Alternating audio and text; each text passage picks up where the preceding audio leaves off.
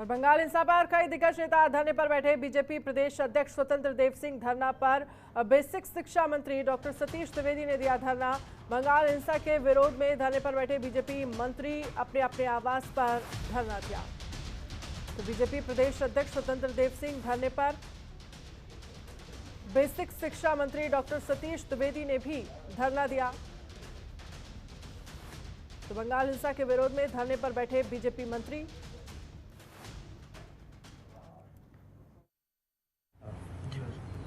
बंगाल में जिस प्रकार टीएमसी के गुंडों द्वारा लोगों को केवल भाजपा समर्थक होने के नाते मौत के घाट उतार दिया जा रहा है, वो दुर्भाग्यपूर्ण है।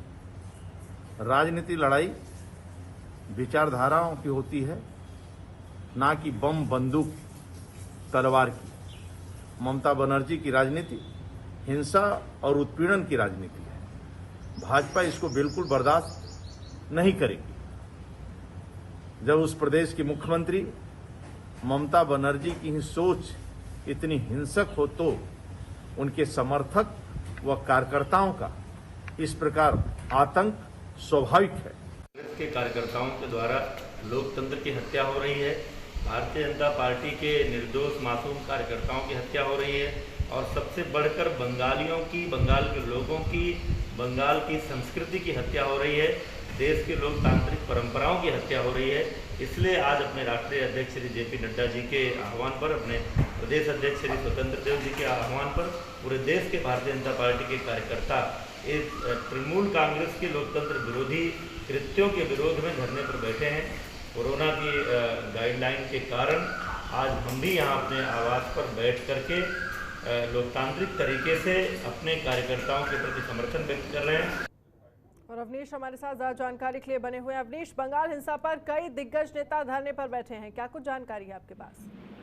जी बिल्कुल, जिस तरीके से बंगाल में जब चुनाव के नतीजे आते हैं उसके बाद लगातार बंगाल से खबरें निकलकर सामने आई कि कई अलग अलग स्थानों पर भारतीय जनता पार्टी के कार्यकर्ताओं के साथ मारपीट हुई, हिंसा हुई, उनका घर जलाया गया, दुकानें लूटी गई।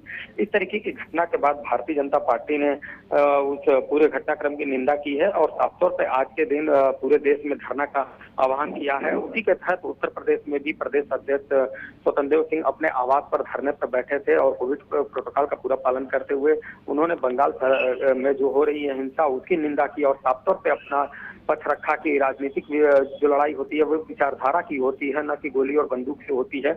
और इसी को लेकर वह बंगाल सरकार के खिलाफ धरने पर बैठे हैं और मांग कर रहे हैं कि जिस प्रकार की हिंसा हो रही है उस पर रोका जाए और कहीं न कहीं उस पर रोकथाम लगाना बहुत ही जरूरी है और जो भी दोषी है उनके खिलाफ सख्त कार्रवाई की जाएगी।